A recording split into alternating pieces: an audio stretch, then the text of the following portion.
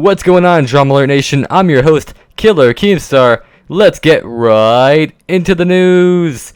Alright, so guys, Prodigy here, and today we're going to be talking about furries, and I'm going to give you basically my opinion on furries and basically the different categories and just from stuff that I've seen. Now, I'm going to be talking about the good and bad parts of furries, and I'm going to be honest right now, I am not a furry. I'm a class S weeaboo, alright? Yeah, anyways, that was kind of a joke there, but you know, I'm not a weeaboo or a furry or weeaboo or whatever in all seriousness. I mean, you can argue and say that I'm a weeaboo, but today we're going to be talking about furries. So, I'm going to be talking about, you know, why people become furries, what is a furry in general, and all of that good stuff. So, what is a furry? A furry is someone that likes anthropomorphic animals.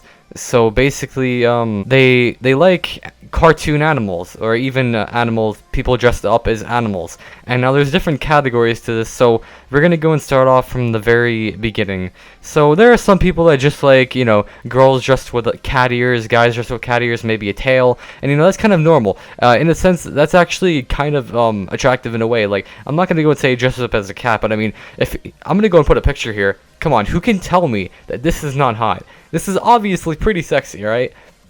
And if you're a girl watching this, for my 17% of females, I'll go and add like a cat guy there, because I don't know why not. Maybe you might find him attractive, who knows.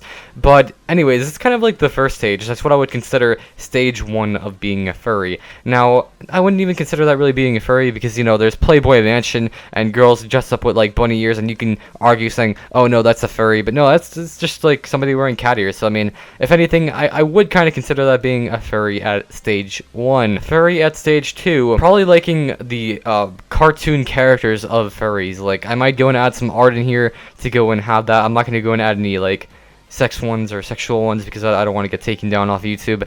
But then there are people that just like you know, cartoons, pictures of furries, and just like having you know, just like watching cartoons that have similar that have some sort of anthropomorphic animal in there. Which an anthropomorphic animal is basically an animal that walks and talks like a human. So that's pretty much it. So, you know, you like Pooh Bear? Well, shit, here you go.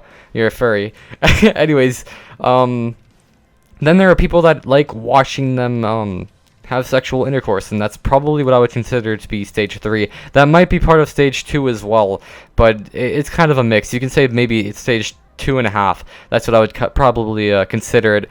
And then there is stage 3, where people like dressing up in these costumes and just like going around town, or just doing random shit just a bit in them. Stage 4, yeah, that's what I believe I'm at now. Stage 4, where people that wear those costumes like having sexual intercourse wearing those costumes, which, to be honest, I don't know how you would do that. Like, you must have some sort of major stamina, like wearing that hot-ass suit, alright, and doing all that stuff. I mean, come on. The only reason that I would find that would be okay would be if you're, like, in the fucking Himalayas, alright? You know, snow's everywhere, you're freezing, so that would alright, you know, you're wearing a snowsuit, you know, trying to keep warm. But, I mean, if you're on a tropical island, or at least somewhere in the United States, that's probably, you know, at least decent temperature, not like Alaska or anywhere like that. But if you're in a place that's kind of, like, really warm, or just even, like, normal temperature, wearing that suit and doing stuff in it, I don't understand how people can do that. You must fucking get a heat stroke in that shit, alright? Stage 5, or maybe 6, I forgot what I'm on now. I'm just fucking delusional at this point. But stage 5 or 6 is where this wouldn't even be considered being a furry anymore. This is called bestiality. It's where people like watching or having animals have sexual intercourse with humans. So that would probably be stage 5. And then stage 6 is actually doing it yourself with the animal. Now, people can argue being like, oh, that's not what being a furry is, but I mean, that's probably like the last stage of it. That wouldn't even be considered being a furry. If anything, that would be a notch above being a furry. Because that's actually a real fucking animal. But, you know, people in Afghanistan, you know, people in Iraq, ISIS and all that shit. I know how I just compared ISIS to places, but anyways, you know, they like to fuck goats. So, you know, to each his own, I guess. I feel bad for the goats, but anyways, those are kind of like the different categories of being a furry. Now, the last one you can argue saying that has nothing to do with a furry, and I'm saying all this, and I don't want anybody to get mad at me for saying all this. I don't really know that much about furries. I do watch a lot of cringe compilation videos, and I do have a friend that's a furry, and he's probably maybe around stage 1 of being a furry. Like, he just likes, or maybe even stage 2. He just likes the art or whatever. So to you, Poncho 45 or Mr. Bones, you know, I'm calling you out here. You know, to each his own, I guess. You know, I can kind of see where you're coming from, because, you know, some animals, they, I'm not gonna lie, like, you know, if you see an animal that kind of looks like a human and they have big ass tits, I mean, it is pretty hot, I'm not gonna lie. Now, we're gonna be talking about how people actually become furries, and it's all about mindset, and it just depends on what you like. I like long hair, right? I just like having long hair. Because when I was a kid, I watched Smosh, and I'm like, yo, I really like their hair. And this is back when Smosh was actually good. Now, people, you know, hopefully I just didn't offend a lot of people right there. But, I mean, who actually watches Smosh nowadays? I mean, who really does watch Smosh? I mean, I did watch them, and I'm like, yo, I really like their hair. And I kind of like, that's why I have long hair now. Because, I don't know, it just kind of, something about long hair just triggered in me. And I'm like, yo, I really like long hair. And the same could be said about being a furry or watching anime or etc.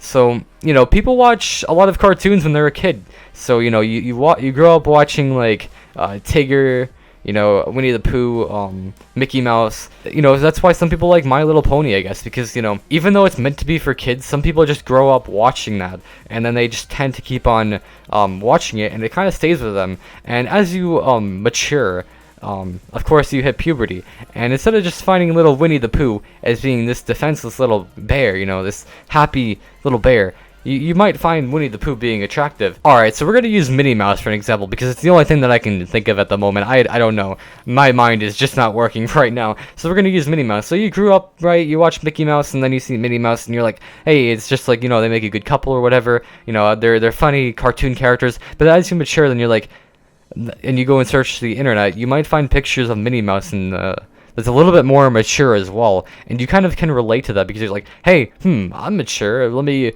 and you know, she's mature, and then maybe you get attached to cartoon characters, and then it goes on from there. Furries kind of remind me of anime characters, but just with fur, if you kind of think about it. I can kind of see why some people get attached to them, because, you know, you're a kid and you grow up watching it, and then as you mature, then I guess the content matures with it. And that's why I think some people get attracted to anthropomorphic animals, and they tend to like them more, etc. So basically, my final thoughts on this is I think it's okay if you're maybe up to like stage 2, but anything past 3 I think is kind of a little bit weird. Like, even maybe 3, it's maybe that might be a little bit fine. But when you get to like stage 4 or whatever, where you go and dress up in the costumes, I think that's when it needs to get, you know, stopped. Because I remember watching a lot of cringe videos, and I saw these people getting married in a fucking fursuit.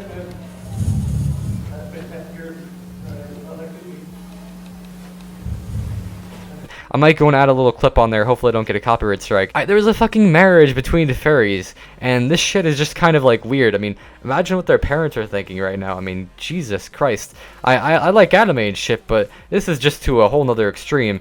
And I hope you guys like this video. I hope you guys respect my opinion on this, and maybe you have a similar opinion to mine. Make sure to go and share your thoughts down in the comments below. Thank you guys for watching this video, and make sure to hit that subscribe. Prodigy X117 is out.